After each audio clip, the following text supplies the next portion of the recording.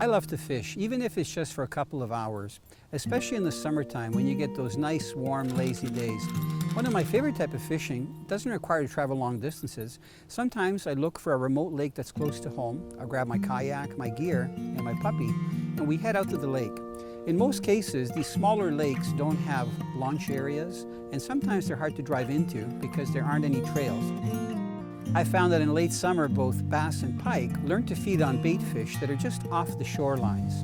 Those are very easy fish to target when you're using lures that look like the bait fish. When I'm targeting these pike and bass, I like to use a crankbait that'll dive down to almost 20 feet.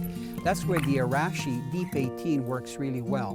One of the things that I look for in a crankbait when I'm cranking like that off the shorelines is a crankbait that has more of an oval body instead of a flat body. The other thing that's important to me is that it has a nice wide wobble. The Arashi has all those, including rattles. I look for things that indicate to me what's below the surface.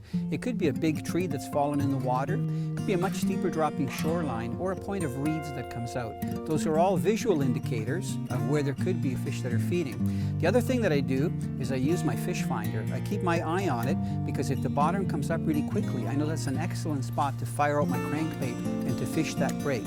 If a cast doesn't produce a fish, I'll turn around and I'll fire a cast parallel to shore. If that doesn't produce a fish, I cast the other way. So I try to make like a parallel path out from shore. And then I actually cast out away from shore into the open water. When I'm using the Arashi Deep 18, I normally just use a steady retrieve because I want the lure to reach its maximum diving depth. But if on my fish finder I notice that there are weed clumps, I'll pause it. That's where that oval body in a floating crankbait is important because when you pause it, it'll start to rise just above the weeds. Then you can crank it again.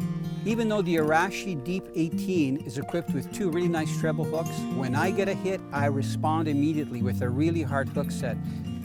Next time you're bassing in the middle of the summertime and you haven't had a hit casting to the shorelines, put on a deep diving crankbait. Go out from shore and start casting parallel and cover that deeper water.